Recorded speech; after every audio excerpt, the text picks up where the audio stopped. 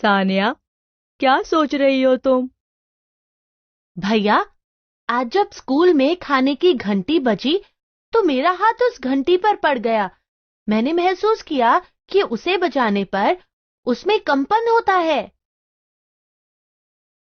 और गाने सुनते समय जब टीवी के स्पीकर पर भी हाथ रखा तो उसमें कंपन हो रहा था, जबकि जब वो बंद होता है तो उसमें ऐसा कोई कंपन नहीं होता।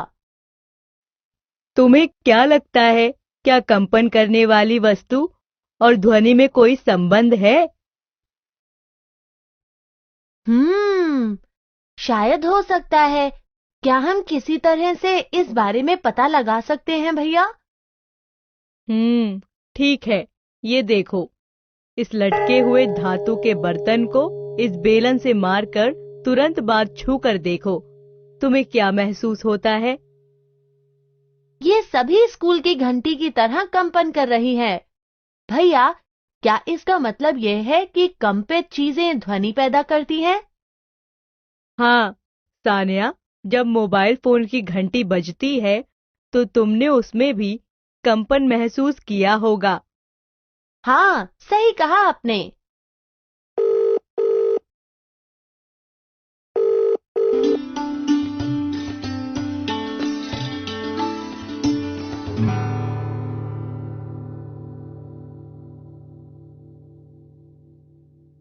क्या आपने भी कभी इस तरह के कोई उदाहरण देखे हैं? क्या सभी ध्वनियों के साथ आपने किसी कंपन को महसूस किया है?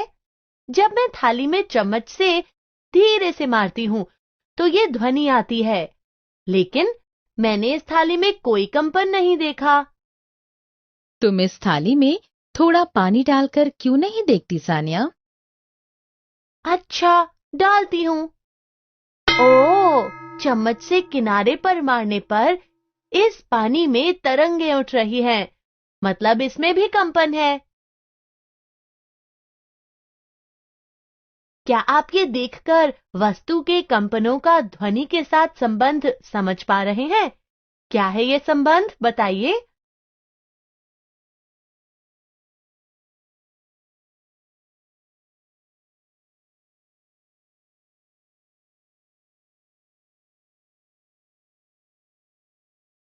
अच्छा सानिया, तो तुम बता सकती हो कि तुम्हारे विद्यालय के संगीत कक्षा में वाद्य यंत्र कैसे ध्वनि उत्पन्न करते हैं? ढोलक को पीटकर उसकी झिल्ली में कंपन पैदा करते हैं।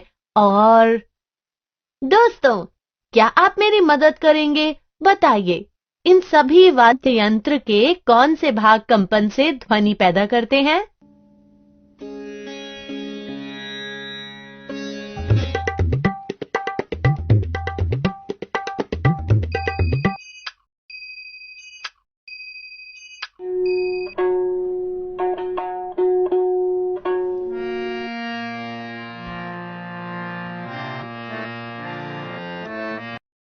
मम्मी, फिर तो जब हम बोलते हैं तब भी हमारे कंठ में इसी तरह कंपन होता होगा, है ना?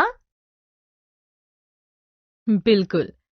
तुम अपने हाथ को अपने कंठ पर इस तरह रखो और देखो क्या होता है। दोस्तों, क्या आपको भी यहाँ कोई कंपन महसूस होता है? आप भी करके देखिए। क्या तुमने कभी सोचा है कि हम सभी की आवाज अलग-अलग क्यों होती है? तुम्हारी और कबीर की आवाज में अंतर क्यों है? शायद सभी के ध्वनि उत्पन्न करने वाले भाग की बनावट में कुछ अंतर होता होगा। तुम्हारी विज्ञान पुस्तक में दिया गया है। क्या आप पुस्तक से देखकर इस सवाल का जवाब देने में मेरी मदद करेंगे? देखो जरा, तकिए के नीचे मोबाइल होगा।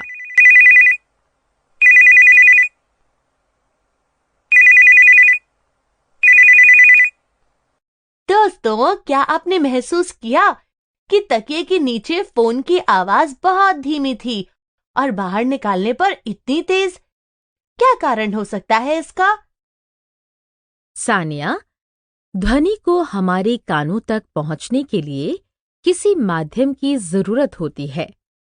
यहाँ तकी ने उसके मार्ग में बाधा डाली थी, इसलिए ऐसा हुआ। तो यहाँ वह माध्यम हवा है ना? सही कहा। तो क्या केवल हवा ही ध्वनि का माध्यम हो सकती है, जल और ठोस माध्यम नहीं? सानिया, तुम खुद ये पता लगा सकती हो। हाँ, एक आइडिया आया मुझे। ये देखो भैया, मैं इस पानी से भरे टब में घंटी बजाकर देखती हूँ। हाँ, देखो, पानी के थोड़ा ऊपर कान लगाकर सुनना। हाँ भैया, इसमें तो घंटी की आवाज आ रही है। मैं समझ गई भैया। आओ, मैं तुम्हें कुछ और भी दिखाता हूँ। तुम इस मेज के इस तरफ बैठो, मैं इस छोर पर बैठता हूँ। तुम अपना कान लगाकर सुनने की कोशिश करो। हाँ, मैं खरोंचने की आवाज सुन पा रही हूँ। तो तुम क्या समझी? इसका मतलब ध्वनि वायु के साथ साथ द्रव और ठोस माध्यम की चीजों में भी बहती है। सही कहा ना मैंने? बहुत अच्छे सानिया। इससे मुझे हमारा पुराना खिलौना टेलीफोन याद आ गया, जिसमें प्लास्टिक कप को डोरियों से बांधकर टेलीफोन बनाते थे।